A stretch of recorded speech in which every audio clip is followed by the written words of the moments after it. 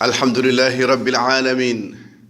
Wassalatu wassalamu ala man la nabiyya ba'da. Bandiraɓe julɓe tedduɓe moƴƴuɓe heɗotoɓe radio Toldu Banko e on ɓe ɗiɗo groupe WhatsApp groupe Andu Annabima on calminama on jurama on mantama. Jomiraɗo subhanahu wa ta'ala teddutoɗo jengtime deftere moƴƴere nde woni Al-Qur'an Karim. Aji dabɓe simore juutani kono heewi fayida la ilaha illallah muhammadur rasulullah. أعوذ بالله من الشيطان الرجيم. بسم الله الرحمن الرحيم. إنا أعطيناك الكوثر فصل لربك وانحر إن شانئك هو الأبتر. سبحان الله والحمد لله ولا إله إلا الله والله أكبر. Thierno Ousmane إن شانئك ko firti on gañƴo nelaɗo on mo yiɗa nelaɗo on won taƴƴo on mo jokkaka ko aji goto goppe Muhammad ko ɓiɓɓe rewɓe tan o jogui so maayi tan inde makko taƴi la ilaha illallah wallahi o feeɗi inna shani aka huwal abtar kala taƴiɗoma wona hanki wona hande on taƴi kawsar wendu aljanna koppuji mum foti kone kodene bandiraɓe sehilaɓe kone malki sako mo yarane diwɗo wendu o ara haw faando o wiye rutto a wayli diine nelaɗo ɗum noon namdo ceerno ma holno almustafa sallallah sallam julda noon holno wirdutuno birdira noon holko jangtorno somo yalta galle somo naata galle so dañi kesol so ñaami so yari somo ɗano somo leldo e joom suudu makko so hendu wutti so toɓo toɓi so nangue nanggama so lewru nanggama so jamma hiiri so weeti so mbabba hani so ngori joggi ɗum ɗo fof a anda ɗum namda ceerno ma mo ceerno almustafa sallah sallam holno rewɗetno Allah holno waɗanno mbaɗira noon sabu sa kewni ko jeaka dine Allah sa yettima kawsar mbiyeɗa ko rutto a wayli ɗum ɗo ya rabbi ummati ya rabbi ndesan o wi ummati leñolam san woni wayde ɓe mbiyama leñol ma so Allah jaɓi ma weltine nden ɓeɗo mbiyama hayyo ko jeyaka en wina jilde hen malaikaji ɓe dutte o wi ala goppe ko leñolam ɓe mbi ya Muhammad anda ko mbaɗi caggal ma ɓe mbayli diina ma bandiraɓe julɓe saa fu mami haal kabaruji musɗi wonɗi belani ɗi hanki mi nani neɗɗo ne haala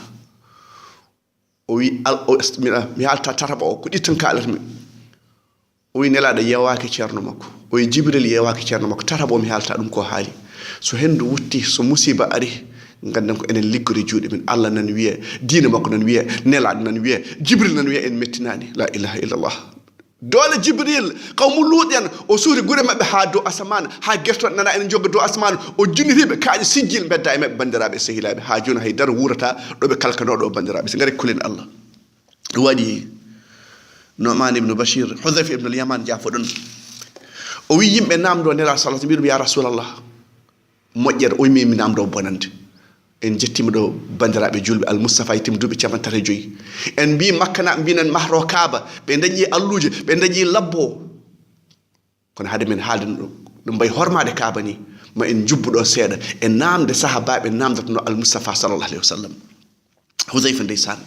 oɗo sahabil jalil omo teddito almustafa sallallahu alayhi wa sallam oɗon gandi hol baɗɗo bammakko ko sahabaɓe ndeysan ñande wolde Uhud wolde nde wuli wiyama nelaɗo maayi nelaɗo fiyama tinde simum ƴiƴam naafigeɓe duttima wiyanoɓe yon nden sahabaɓe ɓe jippima 50 sahabi mbiyeɗa ngabbe e ndeɗo hayre hoto jippude hay somin diftama ɓe lundi yamirode nelaɗo defete ari bandiraɓe sa lundima yamirode nelaɗo julɓe kawete 50 lundi hande o heeɓa men lundima yamirode makko ɗum en kawama wiyama nelaɗo maayi sahabaɓe jiimi e joyta toon to sahabaɓe Allah mon jiiɓade ɓe mbari bamum Hudhayfa ndeysan o wi babam o ko babam o wona gaño Allah o ko giɗo Allah o giɗo nela kono sahabaɓe nde noon jaawi ko boroɗe silameji gadde makko o maayi Diam makko noon o yaafima ndeysan o yaafi sahabaɓe mbari bam makko la ilaha illallah ɓe ko boroɗe bandiraɓe se ɗum so yiyama Hudhayfa ciftora mo sahabaɓe mbarno bamum ñande wolde Uhud bandiraɓe julɓe o wi mimi ya rasulallah yimɓe namdatama ko moƴƴere mimi namdama bonande mbale mbeɗe mi rento bonande nde o ya rasulallah ndeɗo moƴƴere min goni dow mum kam wono bonande arore neraɗo wima aha ma bonande ar o ko dukhun o ko ciurki o holko won dukhun o yimbe ne jogi sunna mo wona sunnam e be jogi pewal ngona pewalam sa yibe gaña ko be kalata ko jedda dum o yi caggal dum mojjerne wodi o mo nam o yimbe ndare dabe jeygol e be nodde yimbe jeygol yo ngar kala jaabido be naata jeygol bandirabe sehidabe be ya rasulullah sifobe non sifobe o yi koy men me jeade be kala ko demgal men la ila kede ko al mustafa sa o yi koy men be jeya be kala ko demde men o yi jono ko jamirda kam o yi mo nangtoy jamaa julbe ñante eliman julbe o so tay ñan julbe ñen gala eliman non eliman cukare non o yi hayso ko tiatal hayso koy fobar lekki nangte fobar lekki ha mayde tawma don hadith rawahu al-bukhari wa muslim bandirabe sehilabe uma ya nangte fobar lekki jamanu yettima anani neddo wi hay jibril yawaki dum o wi nelade yawaki mo mi ko Thierno makko jibril yawaki dum hay jibril astaghfirullah wa tubu ilayhi nelade rentini en o yen dento aduna o dunya non ko verdure sen kali farayse Allah ne wadi ne odo alduna o mo je hol burdo mojjudu golle hol burdo e hewde golle ala hol mojjudu golle pesirte ko jeewe mbale ko Allah wi non walla nerade wi non so wana dido didi ala ikhlas golle ma jabata la ilaha illa muhammadur rasulullah ko Thierno sallam ko Allah wi wama umiru illa liya'budu allaha mukhlisina lahu ad-din hunafa qul inni umirtu an a'budu allaha mukhlisan lahu dini fa'budu ma shi'tum min duni la ilaha illa ndewe ko jiddon fof dum do ko tahdid bandirabe sehilabe ko menace wondo mbira yawat kalko jidda wad kono résultat ko l'akhir قل إني أمرت أن أعبد الله مخلصا له ديني فاعبدوا ما شئتم من دوني لا إله إلا الله قرفتين يا عثمان قل إن الخاسرين الذين خسروا أنفسهم وأهليهم يوم القيامة ونقول بنيرا وبدأ بسمه قل إن الخاسرين الذين خسروا أنفسهم وأهليهم يوم القيامة على ذلك والخسران المبين on biya Thierno Ousmane on haalobe dido haaluji asaman umra kan yana e mabbe hono yejjir iblis Allah wi dum yo sujjo salima ha jonne wuri fir'auna nabi an rabbukum al-a'la biyam o wuri dum o wuri ha jooti o yahwi ko Allah o ruuti ha jooti kono Allah wi ko inna rabbaka labil mirsad Allah ko tuntito Allah heñaaki riddarde ko kuldo bocciro hay ko boccirta ko wa kadhalika akhdhu rabbika idha akhadha al-qura wa hiya zalima inna akhdahu alimun shadid al-mustafa sallallahu alaihi wasallam o wi Allah ne munyan toño ha so nangi do boccita ko nangi o jengi o daaya jom wura en so be candulini so Allah nangi be boccita ko bandirabe julbe makana biide mahro kaaba al mustafa yare dañi capande tati e joyi bandirabe julbe be biye be kelto kaaba ay kaaba ka joni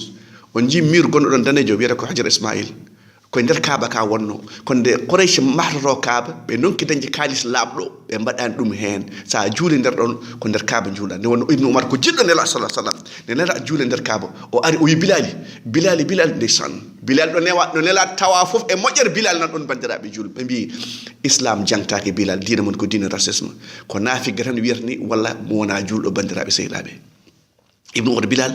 hornela juuli der kaaba o ko do o juuli don o wi Allah em heñaade jejjirmi namdar no foti nela juuli der kaaba bi abi antam ummi sallallahu alaihi wasallam odon gandi Walid ibn Mughir eden gandi dido gorbuneji makka ko be calimi ko din al mustafa sallallahu alaihi wasallam odo biita abu wahab o jetti ka hayre e kaaba hayre ne rege jungo makko ha rutti do wonno do bandirabe sehilabe kayusaji kaaba bandirabe julbe odo ko kawmum muhammad bamum nelado sallallahu alaihi wasallam abdullah bandirabe julbe bi bandirabe ngare peccir kaaba leñol foroke feccere kanyum yoba kalis mum kaaba ina mahare bandirabe sehilabe den gandi Walid ibn Mughir bamum Khalid ibn Walid be bi joni min jittan ko mojjere min jida bonante be bi non kalis mahred kaaba o kalis fijirna nata hen riba nata hen nata hen kalis toñange nata hen ko kalis labdo ton watta tan bandirabe sehilabe dum non so kalis ma labani sa heppi a wujji budget ko mbawda wujjir fof hajju ma jabatake asakal ma jabatake sadak ma jabatake la ilaha illallah Allah ko moji o yida so ko moji bandirabe sehilabe Walid ibn al-Mughir de san wadi fikku makko wi e Allah min jittan ko mojjere ɓe puɗɗi asde ɓe min gari gasan gorondidi paden balɗe tata ƴeewen ko kewata so haydara kewani ganden Allah jaɓani en so wonko kewi noon ganden golle men jaɓaka ɓe gari eɓe guitta muuluji ɓe memi muul tan makka fo yerɓi bandiraɓe sehra ɓe goppi on ɗon muul ɗo wonnoɗo ɗum woni baytullah haram dhalika moman yuadim sha'air allah fa inna min taqwa al ulub mawnide qur'an hormade kaaba hormade makka hormade joom qur'an hormade pindinowo ɗum ɗo fof ko yidde Allah jeeya bandiraɓe sehlaɓe sa yiɗi Allah yiɗat haala Allah jiɗa noddoɓe yimɓe e dame Allah won jiɓe ɗo nela sallallahu alaihi wasallam wi dariɓe e dame jeygol ene nodda yimɓe sa jaabi mama ɓe bedduma e jeygol e mbiɗa hanki ceerno Ousmane holko Allah noddata koye galle kisal woni dar salam aljanna wallahu yad'u ila dari salam wa yahdi man yasha'u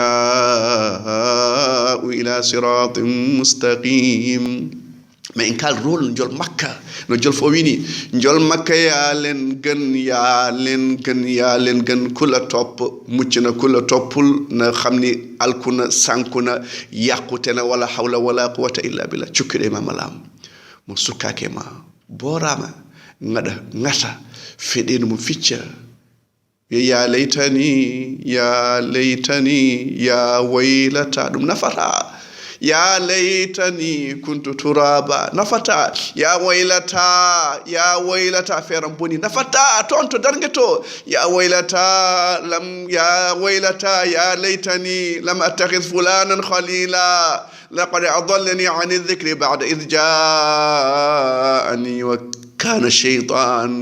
kana shaytanu lil insani khadhula wayegam boram wayegam ha nino mi sukkimi al mustafa ha nino mi nani wajirobe ha nino mi rewina sunna ndeysan dargeto bandirabe no muside nyaloma gorto Allah ko dubi ujunere be warniende heba koppi be heba nandorte be heba hunuko annaba biyen hol duwoto ha kekkirton kam fu goto wi horam ha yetti al mustafa o ana laha o ye teftefane da ñagondo keɗa ya rabbi ummati subhana rabbika rabbil izzati amma yasifun wa salamun alal mursalin alhamdulillahi rabbil alamin